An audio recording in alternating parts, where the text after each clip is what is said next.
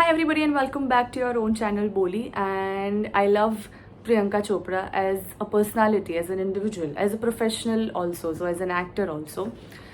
First of all, this dramatic light, and sorry for being गायब for 2 weeks, but nothing new happening in the life. क्या आके मैं बोलूँ, मुझे ज्ञान नहीं देना है यार. So but then today I just finished this book Unfinished by Priyanka Chopra.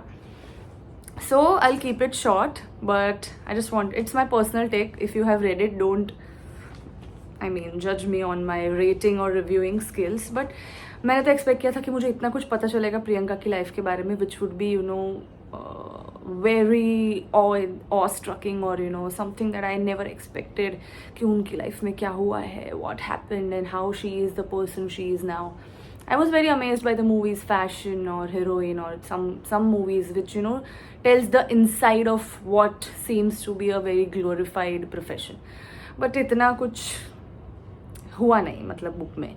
So then after completing the whole book, I came to know that it is a memoir, clearly mentioned. I think you can't see it because वो cinematography mode है, but it's written on the book, which means a literary non-fiction, which means a specific period or aspect of author's life, emphasizing personal experiences, emotions and self-reflections rather than a full biography. And it is completely that. So पूरा book में I expected it to be very inspiring, very motivational, very emotional. वो एक connect होगा to I also expected a lot of mistakes to be revealed, जिससे मैं सीख पाऊँ, but not a lot of it. So mostly I think full of facts जो मैं Google करके भी पढ़ सकती हूँ. कुछ ऐसा नहीं था बुक में जो गूगल पे अवेलेबल नहीं है. Storytelling, but I think with a lack of little bit emotions. But yes, there are certain chapters or certain pages that connected with me so much. Like she belongs from a huge joint family. That concept of country, roots, family, I can associate it with it very much. So those parts of it. Certain mistakes that she has highlighted and certain parts that she has highlighted, I would highlight two of them. One is never dealing with emotions in the present tense. She always shut them off, or she always went back to work. She always did not process it, just moved forward without completely processing it. And she has written a beautiful chapter on how it affected her in the later stage of life. So beautifully written, that chapter. Most of us don't want to process that emotions in the present way. As humans, we feel let's just move on, but that emotions or that sadness or that grief always comes back to you. So वो chapter बहुत beautifully लिखा है to feel it, to feel it through. We are humans and there is no other way. Even if you are not feeling it through or dealing with it in the present tense, you can't carry it and then die with it. It is going to come back and in much worse way. So I'll just read out a paragraph that I loved because मेरे लिए भी वो बहुत ज़्यादा I can relate to it. I would not explain it to spoil it, but it's just that for me one of the hardest things to accept in life is that control is an illusion. I hate that I can't control what happens in my life, but I can't. Loss happens, failure happens, sorrow happens. I can't always control where I'm headed either. Sometimes sadness is the destination, whether or not it's where I want to go. During my time there, I had to learn to trust that I was visiting for a reason, but that it would not be permanent place of my residence, my forever state of being. That like water, I would flow past it eventually and end up where I was meant to be. I would not explain it. It is very beautifully written. If you want to hear it again, you can go back and hear it again, but I would not spoil it by explaining.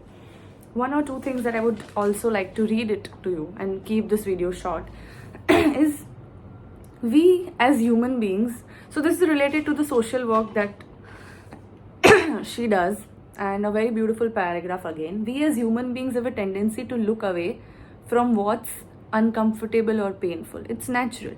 But if we turn gaze to what is difficult or open our eyes just a bit wider, we have the chance to do something life affirming. Some people think being philanthropic means you have to empty your wallet. It doesn't mean like that.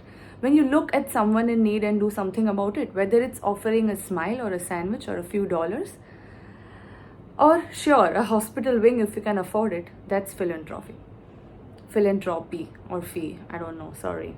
The simple gifts of time, energy, and compassion can be life changing for those on the receiving end. Those gifts make a world a much kinder place, and that's the world I want to live in. That's a world full of kindness and compassion in action.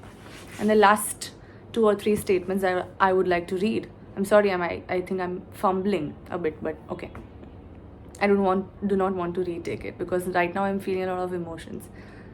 No one person can do all that needs to be done alone. We need to act together for whatever positive change we want to bring in the world. Now the most beautiful part. Yes, there's much to be done, but let's not use this as an excuse not to get started.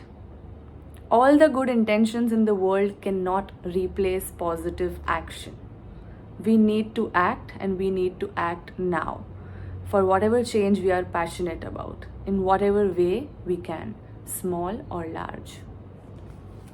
So, we always feel कि यार as an individual हम कितना ही उखाड़ लेंगे, कितना ही change कर लेंगे. This world is already going through a lot and we just close our eyes to whatever feels negative.